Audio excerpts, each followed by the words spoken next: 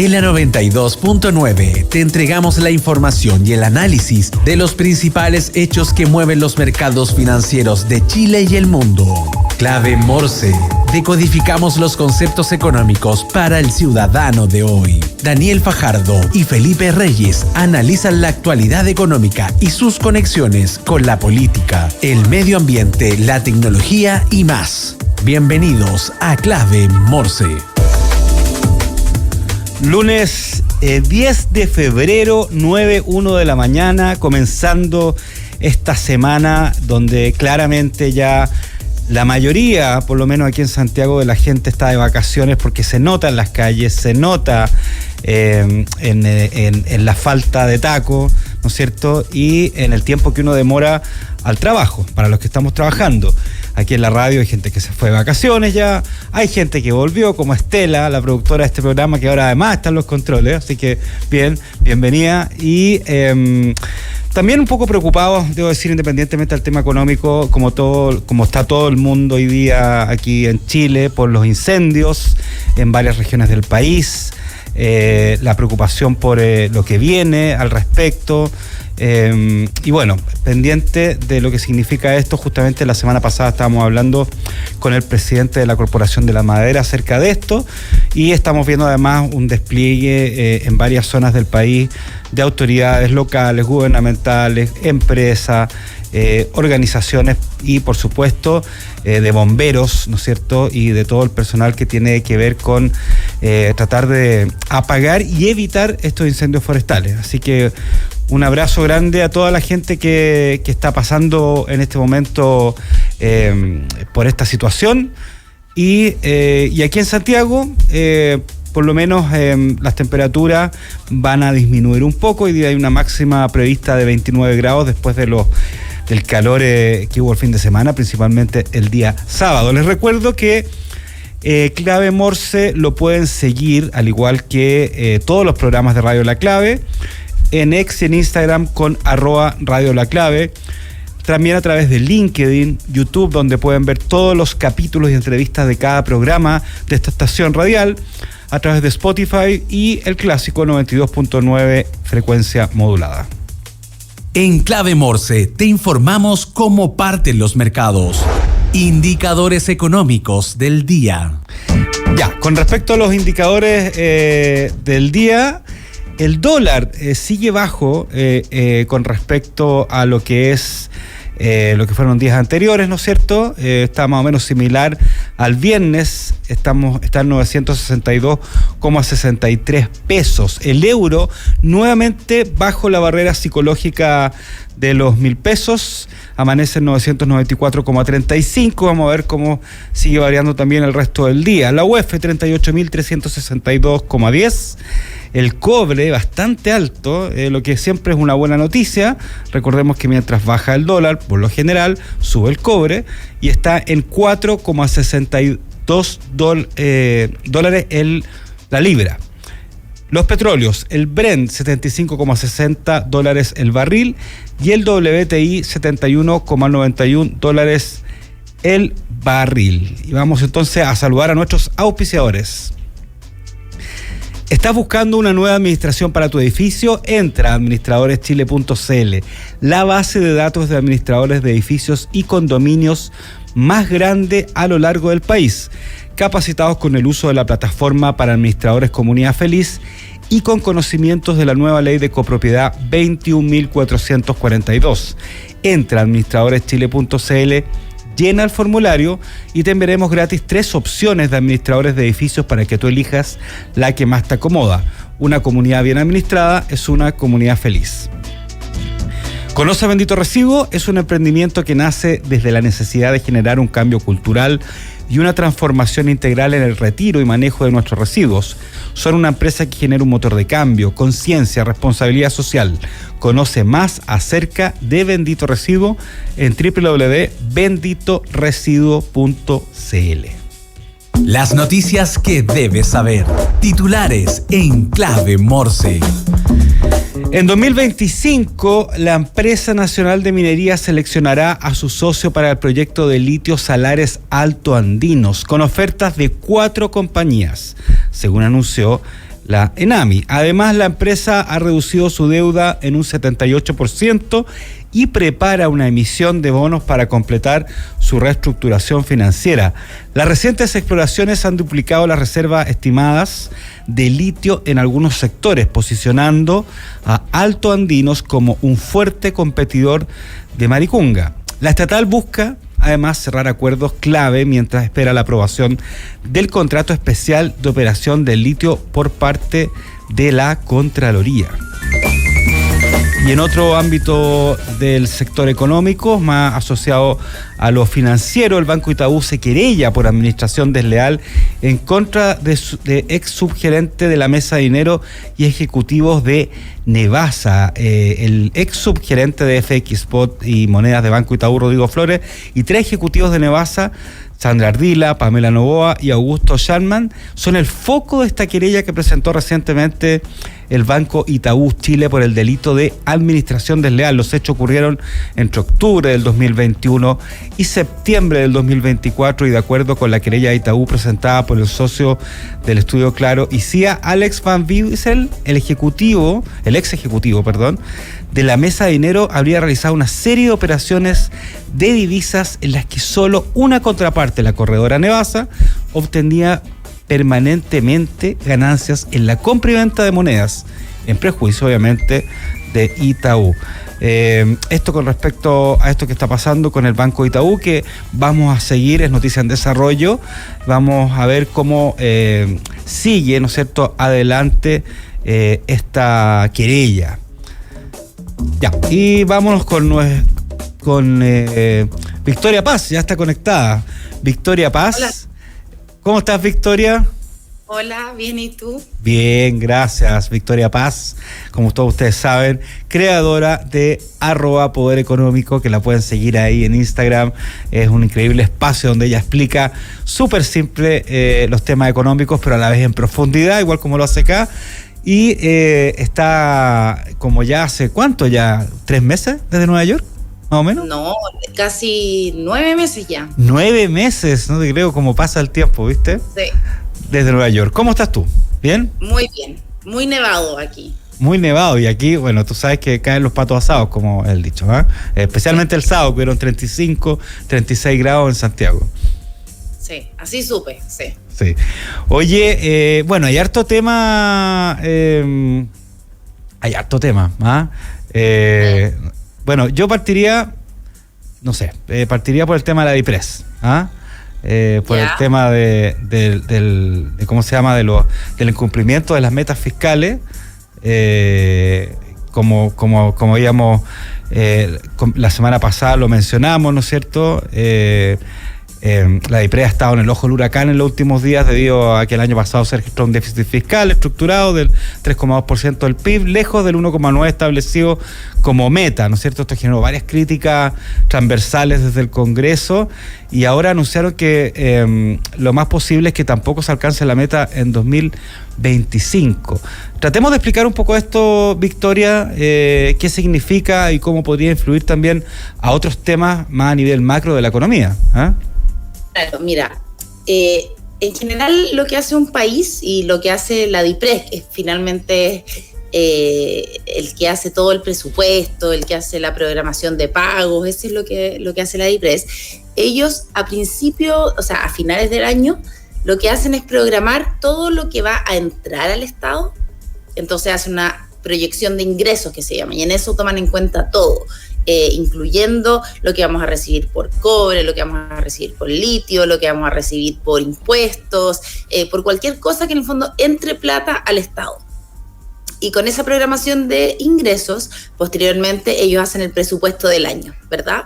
Vamos a gastar en X, Y y Z. Entonces, lo que está pasando ahora es que el gobierno se autoimpuso ciertas metas. ¿Por qué? Porque en general se dice que un país como el nuestro, que es un país emergente, un país en vías de desarrollo, un país que en el fondo le está yendo bien, pero no somos un país desarrollado todavía, ¿verdad? Y hace tiempo que no hemos logrado llegar a esa categoría. Claro. Se asume siempre que un país de nuestras características, su meta ideal de endeudamiento es 45%. ¿Por qué? Porque eso es prudente, porque no te sube, es igual que una persona, ¿verdad? Cuando tú debes demasiada plata, los bancos te empiezan a cobrar cada vez más intereses, te prestan menos, los países les pasa lo mismo. Entonces, el 45% es una meta máxima y como nosotros venimos endeudándonos bastante hace un tiempo, el gobierno se autoimpuso ciertos límites de déficit, que al final es yo tengo mi presupuesto, el déficit es lo que me faltó para hacer todos mis gastos y por supuesto alguien tiene que pagar ese déficit y ese déficit es lo que finalmente llega a ser la deuda. Entonces por eso es tan importante, mientras los déficits se cumplan, vamos a ir avanzando hacia no tener esa deuda en más de 45%, que es la meta, ¿ya? Entonces el gobierno se puso esta meta el 2024, que no cumplió, claro, principalmente por los ingresos que tuvo el país, que no fueron los que se esperaba. Bajó mucho el ingreso en litio y bajó mucho otros aspectos de la recaudación tributaria. El problema es que no es que uno haga, o sea, no se hace en lápiz y papel, no es tan artesanal, sino que se hace con modelos. Y el problema es que como se usaron los mismos modelos para el 2025, la DIPRES, en el fondo, ahora hubo una entrevista a la directora de presupuesto el fin de semana en que dice que lo más probable es que también tengan una desviación en el 2025. Entonces tendrían que empezar inmediatamente a recortar aspectos del presupuesto 2025 porque ya saben que van a estar sobre lo que estimaron en gasto. Y porque van a tener ingresos menores. Entonces, ¿y qué es lo que importa con esto? Que tú puedes equivocarte una vez y probablemente no tenga impacto, por ejemplo, en las clasificadoras de riesgo. Tú sabes que hay clasificadores de riesgo, sí, claro, Moody's y otras que le ponen una nota al país, que se puede ir desde A a menos, a menos. ¿Y qué es lo que importa eso? Cuando el país emite bonos, que significa que se endeuda, o que quiere tomar un préstamo, etcétera, lo que hacen los otros países o los bancos internacionales, el Banco Mundial, etcétera, es que mira esas clasificadoras de riesgo, ve la nota que tiene el país y con eso te cobran intereses o ven si te prestan o no. Entonces tú puedes tener una equivocación. De hecho, alguna de esas clasificadores, que ahora no me acuerdo cuál era, con todo el año pasado, o sea, en la semana pasada, no respecto de Chile, sino que de los países de Latinoamérica, que efectivamente puede haber una desviación, pero lo importante es que esta no sea permanente. Entonces nosotros tenemos que evitar a toda costa ya tener un segundo año con este problema, porque eso sí nos puede pegar más fuerte. Ahora, Victoria, claro, ahí se hacen los modelos, ¿no es cierto? Los modelos para proyectar lo que va a ser el 2025, pero ese modelo, ya que recién estamos empezando el 2025, ¿se puede cambiar de alguna forma o se puede reestructurar la proyección a 2025? Además, pensando en un factor que quizás, claro, no se vio tanto el 2024, pero debería a lo mejor verse el 2025, que fueron todas estas reformas y cambios, principalmente desde el Servicio de Impuestos Internos, justamente para recaudar más, para evitar más la evasión, para evitar más la elusión. Hay algunos de esos elementos que no funcionaron bien, ¿no es cierto? Ok, como la repartición de capitales, pero hay otras cosas que deberían empezar a funcionar más fuerte el 2025. ¿Se podía reestructurar esa proyección de 2025 o ya está ya? Mira, lo que están haciendo ahora, el modelo en sí mismo es difícil, o sea, no es difícil de cambiar, pero lleva tiempo. Ya. De hecho, el ministro Marcel mencionó que había pedido asesoría del Fondo Monetario Internacional para revisitar el modelo y mirar los supuestos y hacer algunos cambios. Pero eso al menos se demora 6 meses. Entonces, no se puede cambiar el modelo, pero sí lo que están haciendo es mirar rápidamente las estimaciones y tratar de proyectar lo que pueden haber sobreestimado, que no es cambiar el modelo, sino que es decir, ver las desviaciones probables. Y en base a eso, por eso la directora de presupuesto ya anunció que iba a tener que hacer recortes, sabiendo que el modelo no está reflejando bien lo que estamos recaudando, pueden anticipar algunas desviaciones como las que ya vieron este año y preventivamente comenzar a hacer estos recortes de presupuesto en distintas áreas para evitar que se llegue a lo que pasó este año, que es esta desviación tan grande entre el déficit esperado y el déficit que realmente sucede. ¿Y qué implica esto en términos económicos, en el día a día? ¿Afecta algún elemento de la economía más macro del país? No sé, estoy pensando en inflación, en inversiones, no, etcétera. No deberían ser medidas. ¿O es solo una señal, o solo una mala señal, digamos? Es una mala señal. O sea, que mientras no tenga impacto en ninguna clasificadora, etcétera, es solo una mala señal que hay que corregir rápido. Y los recortes de presupuesto en general apuntan a temas más operacionales. Entonces, en general no se debería sentir lo que tratan a toda costa de no cortar, por ejemplo, programas sociales, sino que cortar aspectos más de operación del Estado en el día a día, o programas que no tienen ya adjudicaciones. Entonces, que no se impacte, por supuesto, el funcionar que le llega a las personas, sino que se impacten otros aspectos. Eso es lo primero que se ataca con cualquier recorte de presupuesto, así que no debería tener un impacto en las personas, en el día a día. Ya, súper. Ya, eso con respecto a lo que es el tema de fiscal. Y va a seguir siendo tema, porque sí. Además con el punto de vista, claro, hay muchas críticas, eso va a seguir siendo, va a seguir bajo la lupa la DIPRES por estos errores de estimación que ha tenido. O sea, cualquier elemento de cualquier tipo en cualquier sector en este momento, además se usa como un argumento electoral. Claramente se va a usar también. En año electoral, hay que recordar, ya estamos en año electoral, sí. 2025, así que ya ahora todo es año electoral, por lo tanto las cosas van a durar más tiempo en agenda y las críticas van a ser más descarnadas probablemente. Claro, lo que pasa es que febrero, por el hecho de que el receso parlamentario, no significa que los senadores y los diputados estén pendientes de las cosas que están pasando, pero baja un poco todo. Y ya de vuelta a marzo va a ser una batahola de temas diferentes. Todo de alguna forma tenemos que empezar a pensar que todos los elementos, no solo de la economía, sino en diferentes aspectos, van a influir al relato de uno u otro lado en el tema preeleccionario, digamos, eso está claro, digamos. Además Exacto. Pensando que hay un sector que todavía no define bien, esto el oficialismo no define bien todavía un candidato o una candidata. El sector de la oposición ya lo tiene más o menos definido, un sector de la oposición, digamos, o los dos sectores de la oposición ya lo tienen más o menos definido. Entonces, todos los temas económicos también se cruzan, obviamente, porque al final tiene que ver con el bolsillo de las personas que son votantes. Exactamente, sí. Va a ser un año muy movido, Daniel. Vas a tener mucho que hacer ahí en la radio, desclasificando y todo al final lo que va a ir pasando. Por eso este viernes, cuando me vaya de vacaciones, voy a descansar mucho.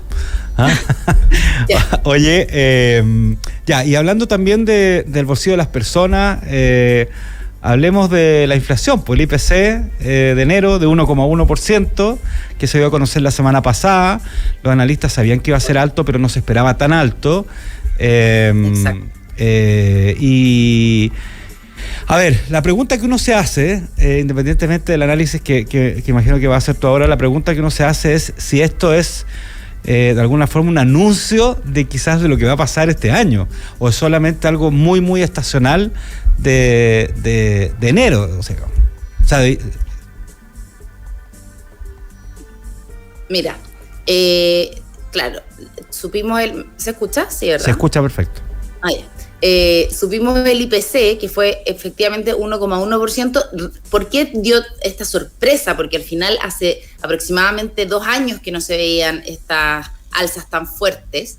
¿Y qué es lo que pasó? Que tiene 2 cosas fundamentales, yo te diría. Uno, se ven las personas, por supuesto, eso sí que nos afecta de inmediato. O sea, cuando tú siempre me preguntas cómo le afecta a las personas, esto tiene un efecto inmediato. ¿Por qué? Porque, como habíamos comentado en otras ocasiones, se refleja en la UF. Claro. El día siguiente que sale el IPC, ya la UF empieza a subir de acuerdo al último IPC, y de acuerdo a este IPC, en los próximos 30 días la UF va a subir aproximadamente 430 pesos, algo así, alrededor de 430.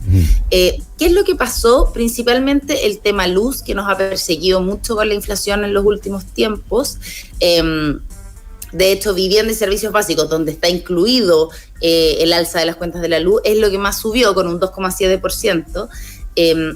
¿Y qué es lo que pasa? Que con esto el IPC está en 4,9 en 12 meses. Y claro.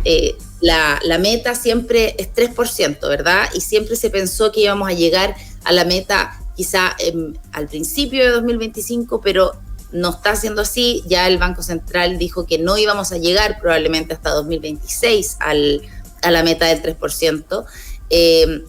Entonces tiene varias implicancias este IPC. Por una parte, lo que nos toca al día siguiente, ¿verdad? A todos los ciudadanos de a pie, que es esta alza de la UF.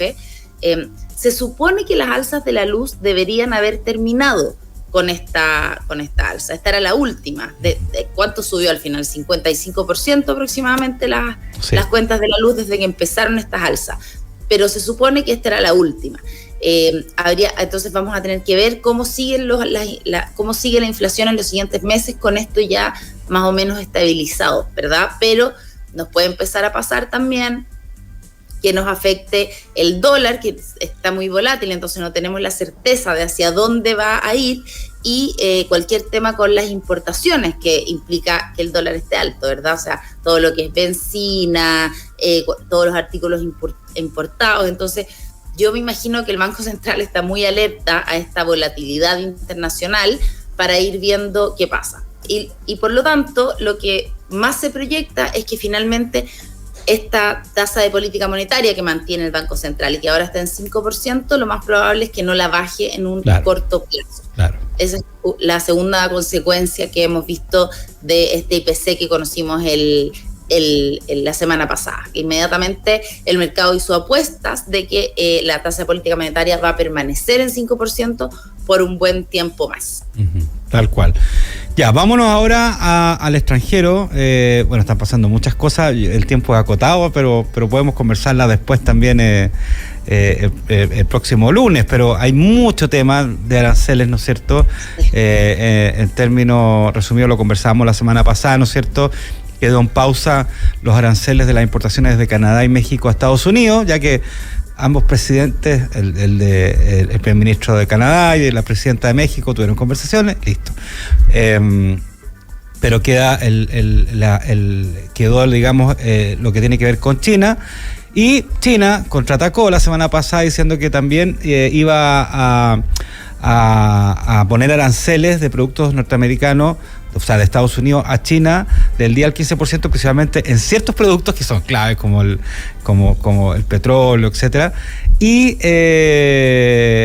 ahora, que es lo que quiero llevar a colación, ¿no es cierto?, es que el presidente de Estados Unidos anunció la imposición de aranceles del 25% sobre el acero y el aluminio importado, empezando a aplicarse desde hoy, ¿no es cierto? Además advirtió que va a aumentar estas tarifas en respuesta a represalias extranjeras y evalúa extender los gravámenes a otros productos como chips y el petróleo, ¿no es cierto? Ya, me imagino tú estás ahí en el ojo del huracán donde está pasando esto, ¿no es cierto? Así que... Sí, está bien movido, más que... ¿Qué deberíamos ver esta semana al respecto? Claro. Mira, justo hoy, de hecho, empiezan los aranceles chinos, porque los aranceles de Estados Unidos, el 10% que Estados Unidos le impuso a China, empezó en teoría la semana pasada.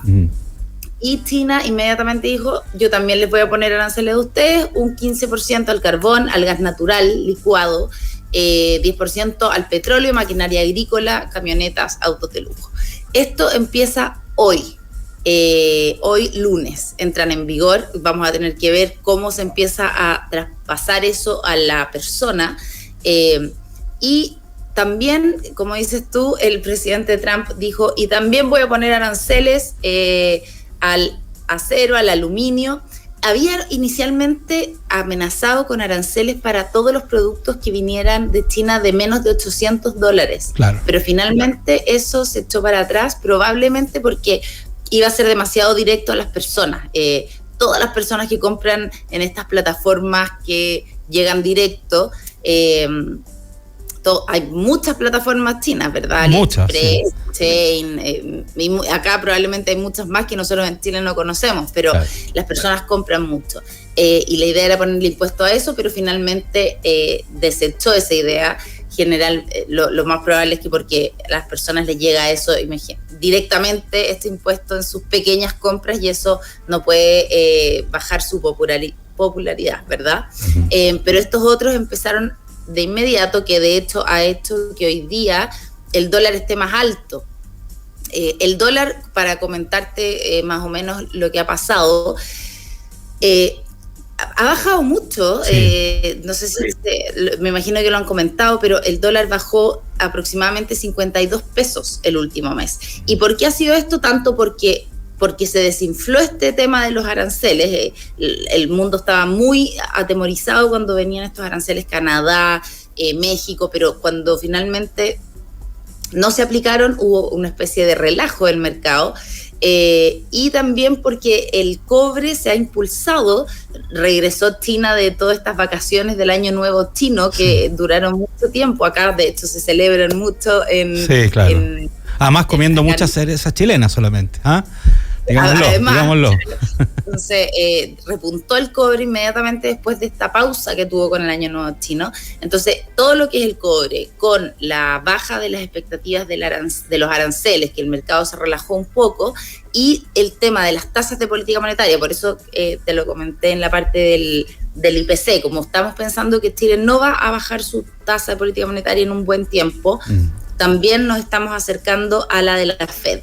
Que también está alrededor de 4,25%. Claro. Entonces, si nosotros hubiéramos bajado la TPM, quizá el dólar habría subido un poquito por esto que hemos hablado en otras ocasiones, que es el diferencial de tasas. Pero como el IPC fue más alto y la inflación de Chile proyectada también fue más alta, nos seguimos estando más cerquita de la tasa de la Fed, y eso impide que también el dólar haya subido en los últimos tiempos. Pero hay que ver, porque cada semana, no sé si el presidente Trump se inspira un poco al final, los fines de semana, parece cuando se va ahí a Mar-a-Lago, que está ahí en la Florida, claro. Entonces va anunciando estas cosas a medida que se le ocurren, al parecer. Entonces el mercado finalmente los lunes amanece muy convulsionado, porque un fin de semana anunció los aranceles, el siguiente fin de semana anunció que se pausaban, ahora anunció estos aranceles de todos estos productos. Entonces el mercado está desarrollándose finalmente lo que todas las personas del mercado han internalizado un poco, es lo que comentábamos, que lo único que puedes saber es que esto va a ser muy impredecible. Entonces el mercado finalmente se está desarrollando sobre la marcha, pero sí hay aspectos que tienden a ser siempre foco de seguridad. Por ejemplo, el oro. El oro la semana pasada tuvo valores históricos, digamos, llegó a precios históricos. ¿Eso por qué? Porque al final las personas que mueven cantidades importantes de dinero tienen que dejarla en alguna parte. Lo peor siempre es dejarla bajo colchón, claro. ¿Verdad?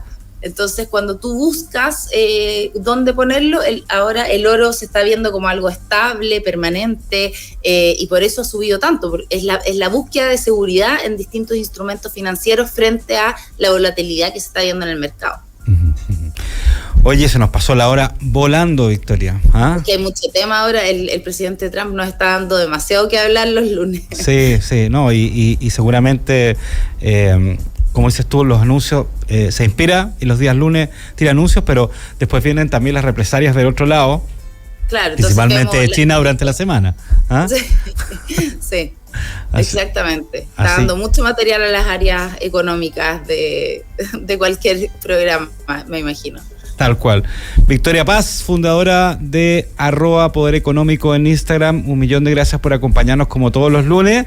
Te invito a que te quedes en línea, escuchando la radio, viéndola a través de YouTube, porque en el segundo bloque de este día lunes vamos a hablar de algo que hay que hablar. Yo sé que estamos en febrero, todavía falta marzo, pero hay que hablar, que es la operación renta. ¿Ah? Así que no podemos dejarla pasar, y todos los cambios que vienen, ¿no es cierto?, etcétera, etcétera. Para los que se van de vacaciones, vayan tranquilos y sepan qué es lo que viene también en operación renta, que ya en marzo, abril empieza a activarse más. Así que 1.000.000 de gracias por acompañarnos, que tengas una muy buena semana. Cuídate del frío allá, que nosotros nos vamos a cuidar del calor acá. Gracias, Daniel, nos vemos. Un abrazo, chao.